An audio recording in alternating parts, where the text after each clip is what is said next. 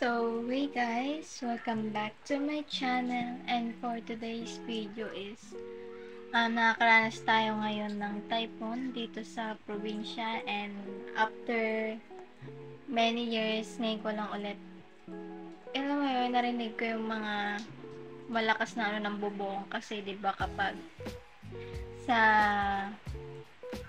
kapag sa city hindi gaano marinig kasi hindi naman masyado mabubong dun sa city, di ba? Or mga apartment na dun or ano, anything na dun. Basta yon. And kung naririnig nyo, ayan. Medyo mahinam-hina siya dito. Pero pag lumabas ako, is malakas. And gusto nyo siguro tour ko kayo no, kung ano yung sa labas. Para makita nyo kasi nandito lang ako sa kwarto. And, ay, gusto ko lang i-share sa inyo na kung ano ba yung, dito pag, ano nangyayari dito kapag may typhoon. Kasi iba naman dun sa city na, ay, hindi mo gaano marinig yung ulan. And, dito, kahit sarado mo yung bintana mo, eh, maririnig mo dahil sa bubong, sa lakas ng bubong. So, tingnan natin din sa labas. Kung, ay, paparinig ko lang sa inyo.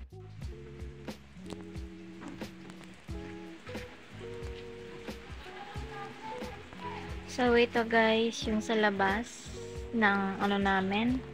And as you can see, dati, wala akong may pakita sa inyo siguro mga puno na madami. Pero ngayon, tignan nyo, marami nanditong puno. And, kanina mas malakas to na may kasamang kidlat, tsaka tutur ko kayo guys sa susunod dito sa parang mini vegetable garden ko, ayan.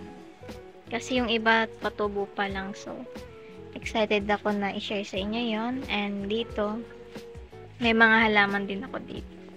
So ang maganda lang dito pag typhoon is na yung mga halaman na didiligan, ayan, yung mga kapitbahay namin. Ayan. Ito yung bubong sinasabi ko.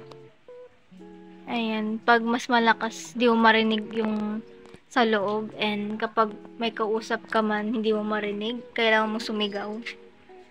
Ayan. Kung napapansin nyo guys, walang masyadong mga pintura yung nila kasi.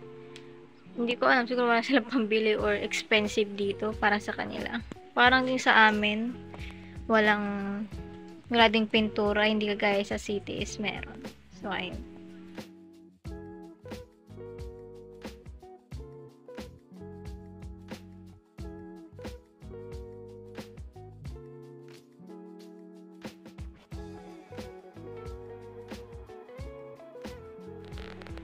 So, ayun guys, umuulan. Siyempre,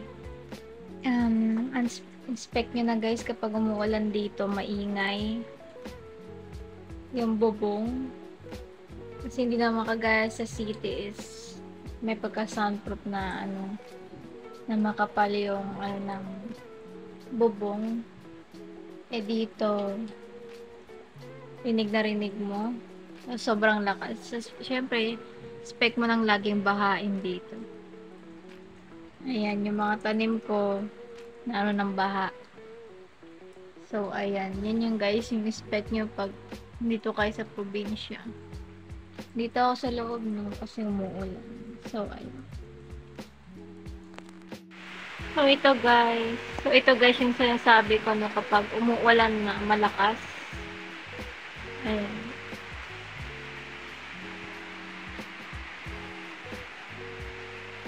Ayan. Muna tayo sa labas.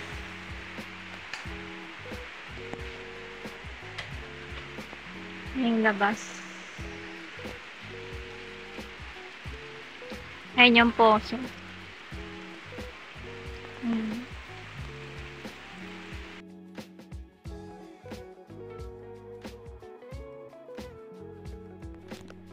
So, ayun, na-tour ko kayo sa labas. Kung saan pinakita ko sa inyo yung bubong and yung mini garden ko. And, ayun. Gusto ko lang guys share sa inyo kasi Hindi ko alam kung ilang mga ano siguro yung pag ano namin kasi dito dati, September 1 kami nandito, di ba? In-explain ko sa nakaraang video is nag-typhoon, nakalimutan ko na yung typhoon na yun, basta yung typhoon na malakas din, and sabi binaha daw sa Antipolo and sa Marikina. Mabuti nandito na kami nung September 1 is naranasan din namin yun ng kaunti. Siguro center yun ng typhoon. So ayun, dito medyo meron ulit, lagi dito umuulan, tapos so pag mainit, sobrang init, para kang niluluto. Kaya kung napapansin nyo, nag-iba din yung skin color ko. So, explain ko din sa inyo siguro next video. So, ayun.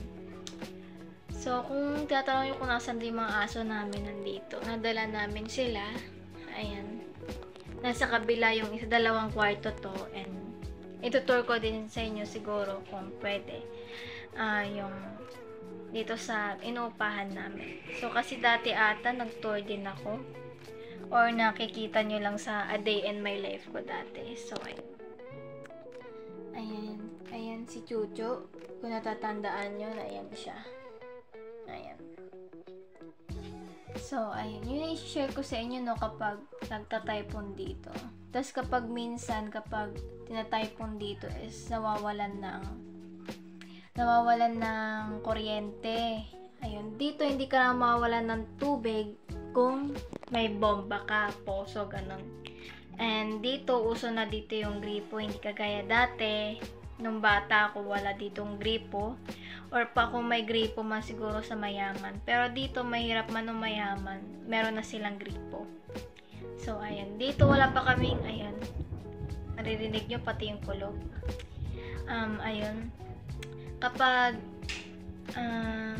dito walang kuryente, syempre bibili ng ano sa kapitbahay. Pwede naman sa kapitbahay humingi ng candle, and ayun, bibili lang kami dun sa store. Dito store is medyo malayo. Ayun, may malayo, may malapit. And then, ayun, naranasan din namin dito yung nawalan ng kuryente biglaan, and mabuti may dala kaming kandila. Ayun, pinasindi namin. Tapos, minsan nawawala din ng signal kapag kina-typhoon dito, or minsan kahit hindi tina-typhoon is talaga ang hina ng signal. Kaya guys, minsan lang ako makaka-upload kapag pupunta lang ako sa tita ko. So, ayun. So, ayun guys, yung ginagawa ko dito, in-explain ko lang yung parang bago ulit sa akin, no? Kasi dati is ako, nasa city, tas ngayon biglang dito sa probinsya, and wala, gusto ko lang i-share after many years na wala ako dito sa probinsya namin. So, ayun lang, i-share ko sa inyo yung mga kapag nagta-typhoon moments dito sa probinsya. And, ayun, baha din. Tapos, kapag may tanim kayo, medyo masisira-sira kasi, ayun, hindi mo naman masabi yung panahon, no? Basta ako, nagtanim lang din ako. Binaha din yung tinanim ko, pero na-save naman siya. So, ayun. So, mamaya siguro uulan ulit ng malakas, and maririnig ko ulit yung nang sa bubong, yung tulo ng maraming ulan. So, ayun. Nakikita ko naman dito kasi merong bintana. Ayan. Ayan yung bintana. Maano lang ako, tumitingin lang ako dyan. Pag muni-muni lang ako. Tapos, ayun. Pero pag ito kasi may wall siya, parang ganyan. Plywood siya na hindi mo masyado marinig yung ulan dito sa loob. Kumbaga dito lang sa labas kasi wala siyang plywood, no? Kaya maririnig ko dun sa labas. Pero pag lumabas ako dito sa kwarto na to, tapos kusina kasi dun sa kabila nito, is wala naman siyang plywood. Maririnig ko yung lakas talaga, pati kapag naliligo ako sa gabi na umuulan ang lakas, medyo natatakot ako. Ayun, medyo natatakot lang ako pag naliligo ako tapos ang lakas ng ulan. Ayun. So, ayun guys, no, yun lang i-share ko sa inyo muna habang nandito ako sa probinsya, and Hindi ko binuksan yung ilaw para tipid ba. Ayun. So, yun guys. Thank you for watching. Sana may pulot kayong aral. Bye!